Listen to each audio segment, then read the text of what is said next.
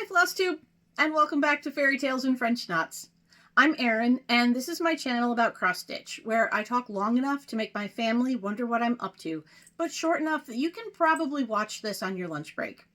Do people still have lunch breaks? I don't even know. I don't usually.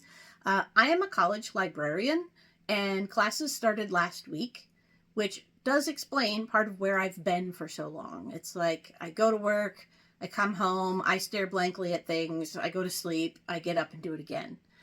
I also have a teenage daughter who is on her high school swim team, and practices and meets have started, so our life is kind of insane for the next few months. But I'll do my best to keep people updated on what I've been up to and what's new in my stitching world. So what is new in my stitching world? Let's see. I did participate in the Olympic stitch along. I did it completely my own way and followed about a third of the prompts and used them to work on the same piece for the entire run of the Olympics. That's how we were supposed to do it, right? I started a piece that I think I've shown here before and talked about. I know I talked about it a few times. It was the Olympic Goddess from Holidays in Cross Stitch by Vanessa Ann from, I believe, 1989.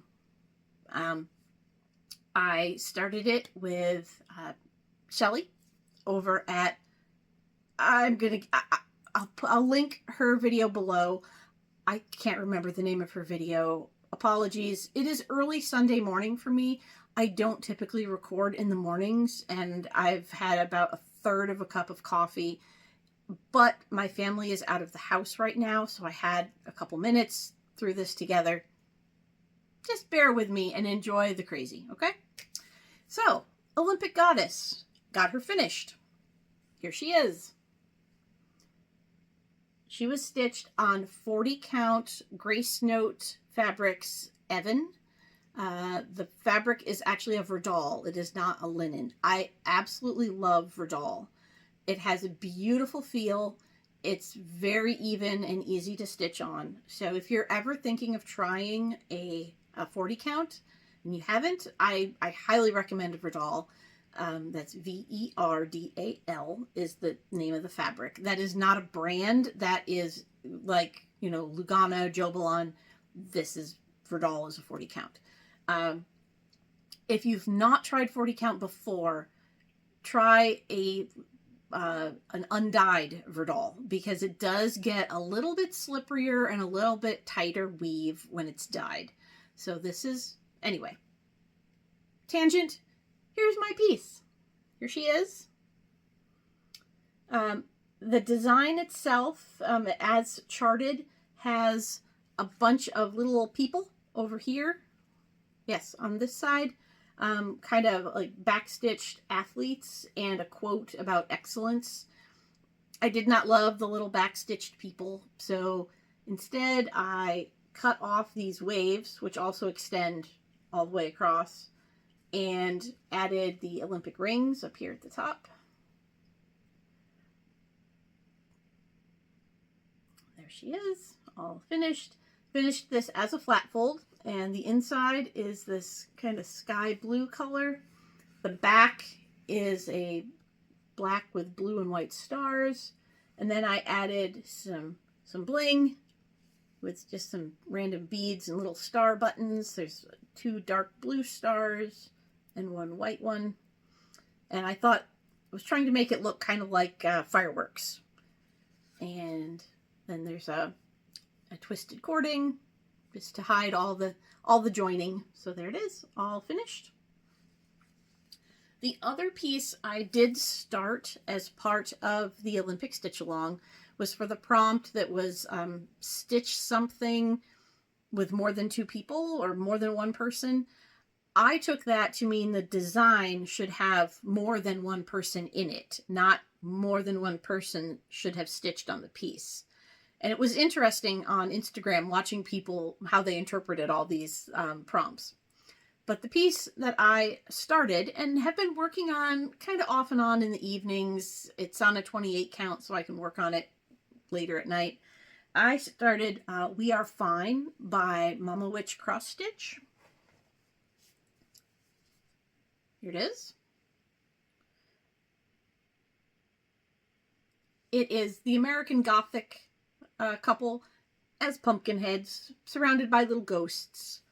And the fabric I'm using is a 28 count from Night Stalker's Calling. It's called Twilight Zone. And I think it came in a mystery box either last year or the year before. I really enjoyed the Night Stalker's mystery boxes and things on Etsy because when they do them, they tend to allow you to buy just the fabric or just the floss. You don't have to get all the tchotchkes. I'm not a tchotchke person, I say, as I'm looking at what I'm getting ready to show you here. But anyway, I don't usually need a bunch of, bags and cups and all the little cute things that come with the stitching supplies. I love the stitching supplies. But as I look around my craft room, I'm trying to get rid of tchotchkes, particularly those that weren't made by me. So there's that one. The other thing I've been working on, and I completely exploded my Whipco board because I abandoned it completely. I think last month or the month before, Primitive Hair's Sleepy Hollow came up on my Whipco board call. And the piece has been driving me nuts. I don't love it the way I did when I started it, but I've gotten it to a point where I have to finish it. You know that feeling that, like, I'm not sure what I'm going to do with this, but I got to get it out of this project bag.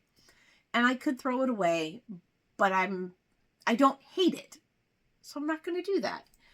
I am now one letter from done with it. So between the Olympic Goddess and the Pumpkinhead people, Sleepy Hollow came out. And, it's fitting. It's Halloween. So here she is. And as you can see, I think I may have showed this on an earlier video. I've rolled the bottom, so this is all done where it says Katrina Van Tassel on the bottom of the tree in her dress. All I have left to do is the S. So that might actually be done tonight. I could have a finish. So look at EW French Knots on Instagram and maybe you'll see a picture of it there. But the colors are lovely. I really love the play of the black and the gray and the red and the pink fabric, which is a one-of-a-kind hand-dye fabric from Rami's Creations. It all works. I just don't love it. So there's that. What else have I been up to? Oh, I got obsessed with the jewelry box converting that everyone was doing. I think there was a short how-to video in the Summer Stitch that Lindy Stitches put together.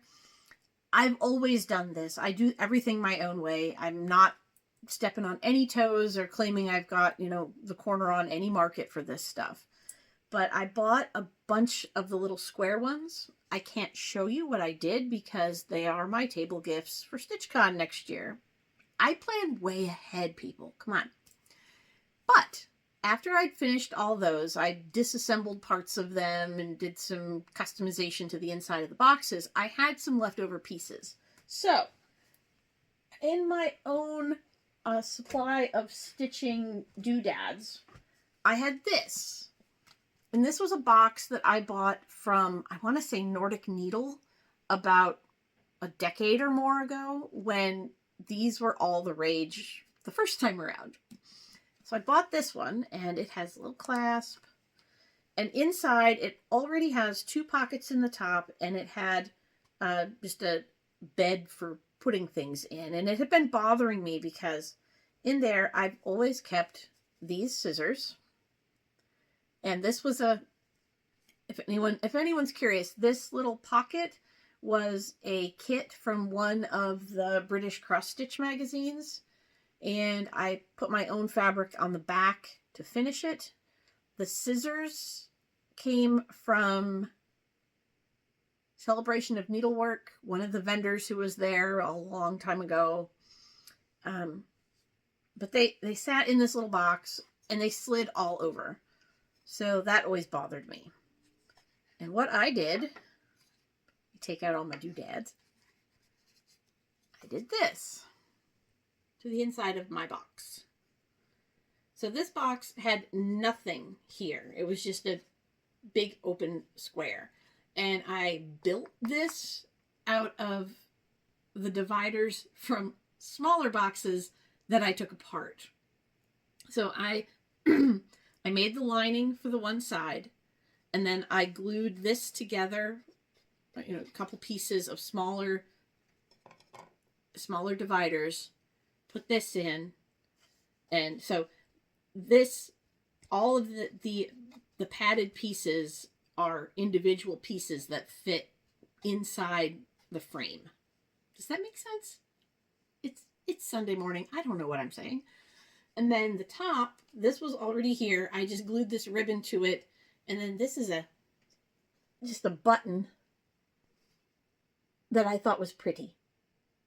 So I super glued it in there with E6000. You'll never get it out. And in here is, this has been in here forever. This is just a little needle threader.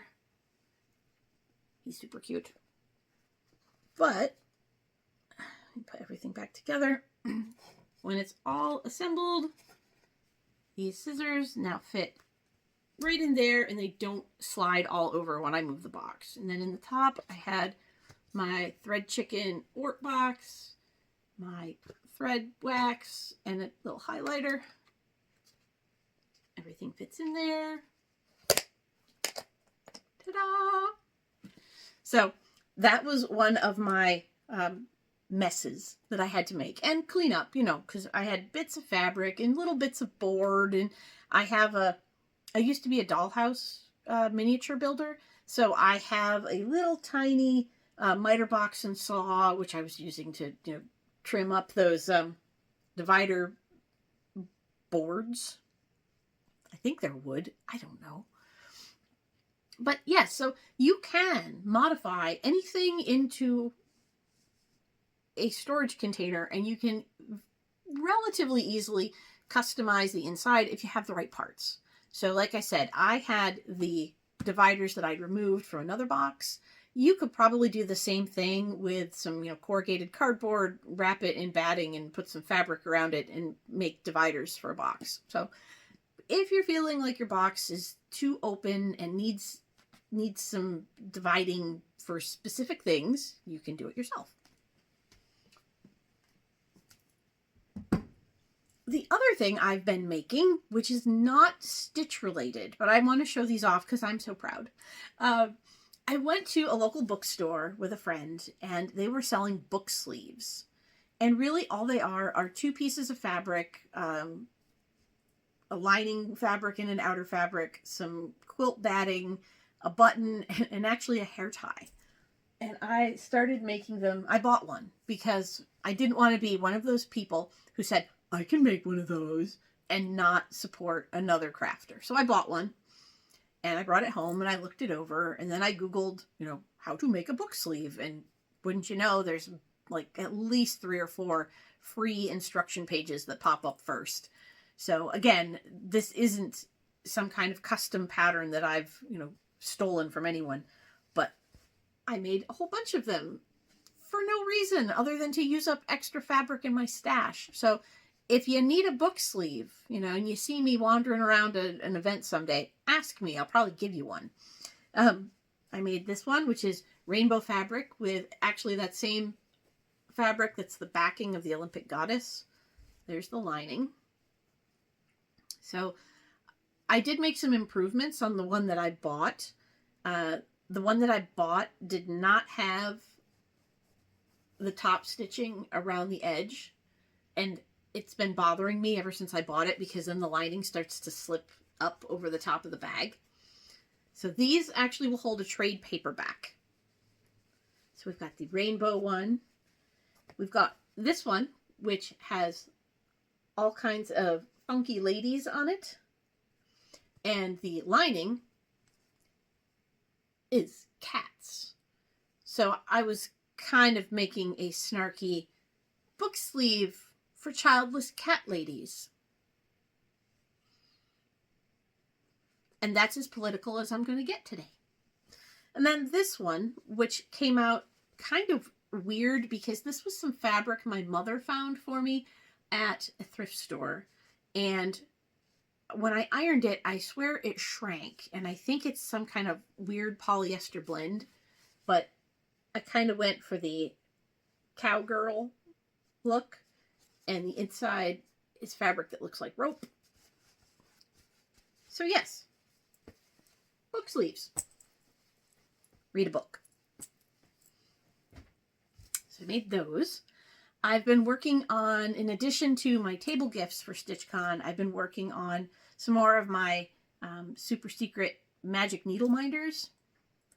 I found from an Etsy seller these, let's see, very tiny little charms. And as you can see, they are the ones with the slide. So when you attach them to your fabric, you can put your needle through the little groove in the back, and it kind of gives it an extra layer of stability. It doesn't get lost when you put it in a project bag, things like that. So I got that done. And stash. I have added stash. I know, I always say I'm not going to, but stash unload groups are so tempting, and banana oil fabric is so pretty, and yeah. So I don't have a lot of stash to share, and I'll actually save it till the end because I know some people don't want to watch stash. But I did want to talk a little bit today about finishing, because a lot of people have asked me about, where I get my finishing ideas and where I find the things I use. And quite honestly, I wander around craft stores and thrift stores, give myself, some kind of dollar limit, like, hey, don't go spending ridiculous amounts of money on things. But I start hoarding ideas. So today I wanted to talk about round finishes, because I love round finishing. I do round ornaments. I'm always looking for ways to finish things in rounds, because to me they're one of the fastest, easiest, most forgiving finishes you can do. My technique has always been to cut a template in the size that I need, and then attach some batting usually, and then lace with big, huge running stitches around the outside, with a margin around the outside of my piece, and then just pull. Put the little template in the middle and pull the strings on the running stitch. And that tightens it right up, and then you can either knot it or stitch it back and forth a few times to secure the threads on the back of your stitched piece. And then you can mount it into anything, add doodads and trim, and it's really kind of cool. So things that I could finish in a round are awesome. And I just wanted to show off, because I realized as I was thinking about this that I have a bazillion round things that I've been saving for the perfect piece, right? Because that's what we do. Well, that's what I do in that hunt for finishing objects. I'll buy them and go, the perfect piece will come. And then I forget I have them sometimes. But just to give an example of round and oval. Oval works the same way. You can still make a template and put it together. Some pieces are more forgiving than others. So, for example, this piece here, this is Lucy Beam's Mother. This is finished in an oval box from the Oval Box Man on Etsy. It is not a LaHaye box, but I think it's just as nice. He does kind of a rustic finish on them. This one, I asked him to paint the inside of the ring because he leaves a recessed space for the needlework. So that one, because it's handmade, it's not perfectly oval. So it took some fiddling, and I don't know if you can tell. I can tell because I had to cut the template. I fit the template with paper, then with mat board, and then I put it together. So that works out real well. When you screw up, because you will, there are ways to hide it. So this was a piece, this was a box that I found at a thrift store. I think it had some really gross old cookie cutters in it. And I took it apart, added a lining in the bottom. It's currently full of little creatures made of pom-poms. I don't know why. Okay, tangent. Gotta show these things off. I do know where these came from. About 30 years ago, my friends started having babies. 20 to 30 years ago. I thought, as a dollhouse builder, I would make them dollhouse-sized baby cradle Christmas ornaments with their kids' names on them. I went on eBay. I bought an entire stash of colonial cradles from House of Miniatures dollhouse kits. I think I made 2. And inside them, I made these. You ready for this? Look at this. I can't even hold it in my old fat fingers. Look at him. He is so tiny. He has a little pom-pom butt. So I made tiny bears. And then when I ran out of brown pom-poms, I made tiny panda bears. And then when I ran out of bear-colored pom-poms, I made Christmas bear. And then when I ran out of that, I made bunnies.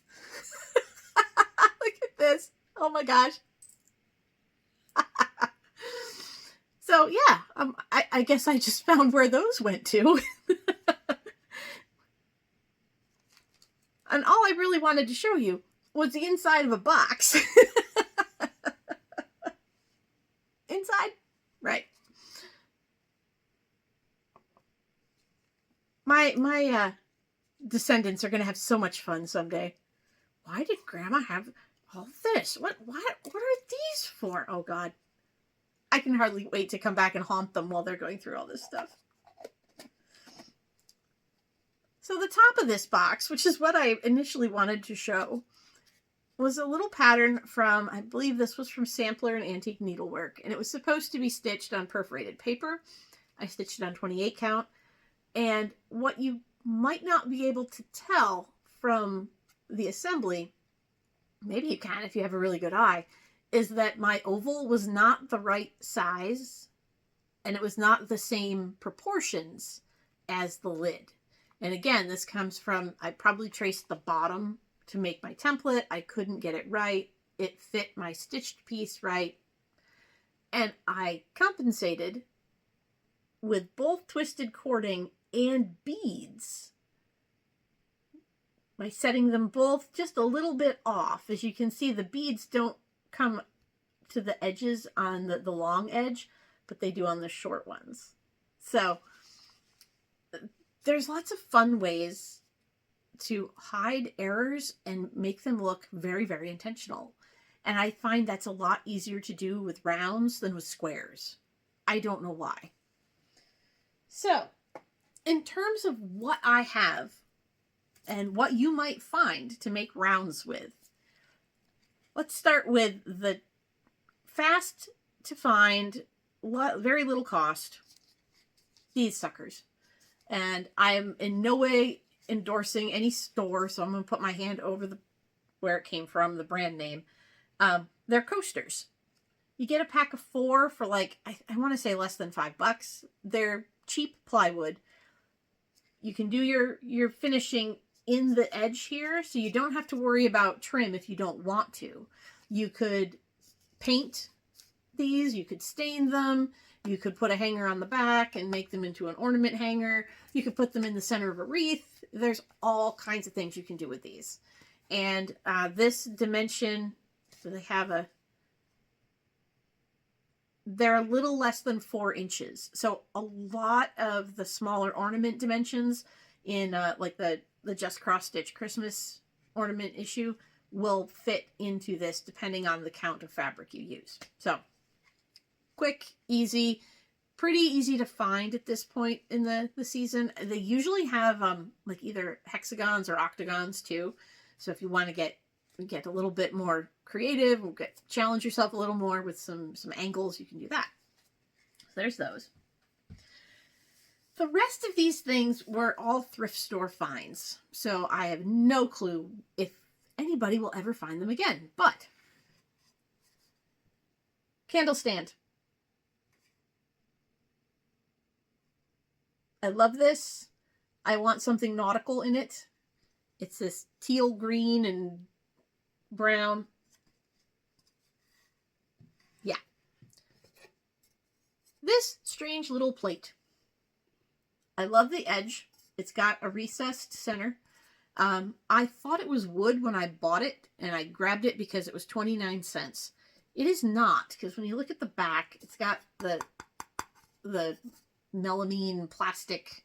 You can see where it came off the mold. So this is not even wood, but it looks like it. And again, super cute with a little floral design or something that will fit inside there. The other thing I've used, and I did find one of these, they're weirdly hard to find, I think. Plate rails or plate display racks. Back in the 80s when we all had Franklin Mint plates hung on our walls, these were the way you did it, and they have a hanger on the back, and they have these little guys which were there to hold the plate, but they spin in. So once you get your needlework set into the rail here, you can use those to hold it. And this one, I think it came with a Cinderella plate in it, which I donated right back to the thrift store. And they're usually pretty solid wood, so you can, refinish them if you want, or touch them up and use a little bit of varnish to clean up the nicks. So there's those. In addition to shaker boxes that you can order, specially on Etsy, and they're kind of pricey. Every so often you'll find, I think they were called pantry boxes at either antique stores or yard sales or thrift stores. And I actually found a set of them. Excuse my reach. I thought they were the plywood ones from Joann's or whatever, but this is not. It's a solid wood bottom. It's not a shaker box. It's not printed with anything. It's pretty clearly machine made, I think, from looking at the nails, but I really don't know. So I have this one, which the lid is discolored. I'm guessing someone had them stacked up in some sort of crafty way, and then they passed away and their stuff ended up at the thrift store. But when I bought this one, it seemed even for one that's made of plywood with a solid wood top and bottom, it felt weirdly heavy. And that's because there was another one inside it. A smaller one. And like I said, I'm pretty sure somebody had them sitting somewhere stacked. There's actually a third. There probably was a third. There was no third one inside, so I don't know what happened to the third. But I paid $5 for both of these. So be on the lookout. You never know. And I have one more round thing, which again, I always tend to look for round things that have a frame edge and an inset so that I can fit things down in without needing to do any kind of edge finishing. I found this. And I'm envisioning this with one of Plum Street's sample tart finishes inside it. The sheep are cute, but sheep are not my thing. So that's about a, let's see, if those little coasters were 4 inches, it's probably a little less than 5 inside. So again, I end up with a lot of these things. And what I like to do is when I find a pattern I like that I think would look good in one of these finishes, is then do the math to figure out what size fabric to stitch it on. So that's the next step, is saying, okay, I have this thing, this opening is, looks like about 3.5. So, yep, almost exactly 3.5, maybe like 3 5/8. But what do I have that, based on the fabric count, will fit that? So yes, it's math, but it's really worth it, and it's not too hard. If you know that you need something that will be 3.5 inches and you have the stitch count, divide it by the count of your fabric or the number of stitches per inch you're going to make. So if you're stitching on 40 count, divide your stitch count of your pattern by 20, and that will tell you how many inches it will be. One warning, if you're working with squares, with a square pattern and you want it to fit in a round, it might not, because if it's 3.5, at the widest point and your pattern is 3.5 all the way up, your 3.5 up here will get cut off. There's math behind that too, but that's the way that I understand it best. So I'm explaining it in my own less mathy way. If I've completely screwed you up, just go look for fun round things and see what fits in them. So, having done my little exhibit of round finishing ideas, feel free to comment if you have any questions about that. I'm happy to help. I love doing finishing. I've thought about doing finishing for people, but I'm not sure that I'm quite up to that stress, honestly. It's like, if I screw up my own thing, oh well. But I don't want to mess up anyone else's. So, haul, stash, whatever. Let's talk about what's been added to my piles here. I mentioned banana oil fabric. Picked up this beautiful piece of 40 count Verdal, purpley gray. I don't know what I'm going to use it for. I love purple. So it's not as, if you've looked at banana oil fabrics on Etsy, you may have seen she has some really wild stuff.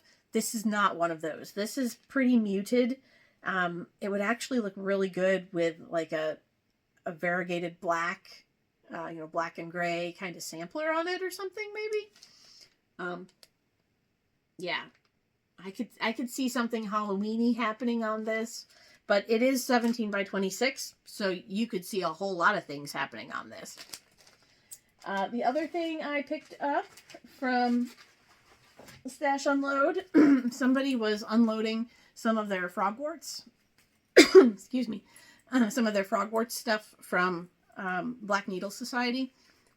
And I got one of the smaller project bags. I like them. I like the mermaids. I mean, mermaid. Whoa, look. See?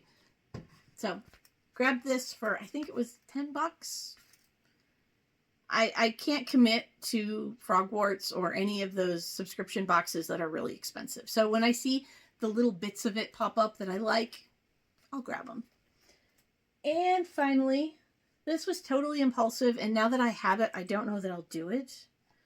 But it is a tiny bag kit from Earth Threads, which is an old designer from, I don't know if Betsy is still designing, but I think it's from the 90s, possibly. Let me get this out of the box. Oh, I can't get... Well, it's a tiny little box, or a little bag, and it says, all my scattering moments are taken up with my needle. And it was designed for, I don't know if you can see, it was designed for this ring of threads, or ring of stitches, which I don't have. but I love tiny boxes and bags. So this is the little tiny bag with really lovely fabric, and it's got the already attached stitch band, and the drawstring is already put together, so when it's done you can gather it up. What I didn't realize when I ordered it, queen stitches. So this might not be something I'm working on right away, but yes, has bag, thread, needle, and directions all in there. So I was suckered in by the pretty fabric of the bag. So that's what I've got added for stash. And I have one more thing to talk about. I just remembered, it's sitting here on the floor. What do you do? And here's a question for the comments. What do you do with a personalized thing that you made for yourself that you don't like? Because I found our wedding sampler. And I made this. Hang on. I made this right after we were married. It's not that long after we were married. And I don't want to show you my first, last name, my wedding date, my husband's name, everything. But it was one of those Weekenders kits.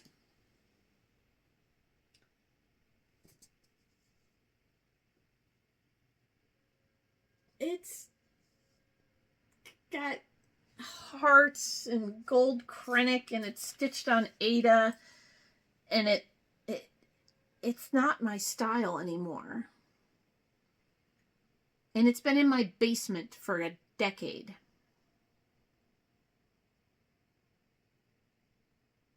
I should take it apart, shouldn't I?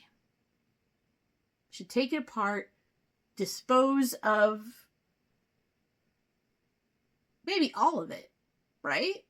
I mean, why am I keeping a piece that I don't like, that I can't give to anyone else? I can't even, people talk about rescued needlework from the thrift store and the antique store. I don't want this out in the world, because, especially because, I'm still alive, and yeah. There's a part of me that really wants to take this and disassemble the framing and get out my rotary cutter and just chop it into little pieces and throw it away. And not because my marriage is bad or I don't love my husband. I just don't love this piece at all. I mean, it's got a 1985 style heart on it. We were not married in 1985, people. Why do I have a stitched piece that looks like... No, and it's not framed well either. It's not framed straight.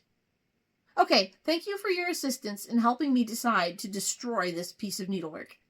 And have a great week. I don't know when I'll be back because I'm running to all the corners of the county for swim meets for the next couple months. But I will see you all around, and keep on stitching. Bye.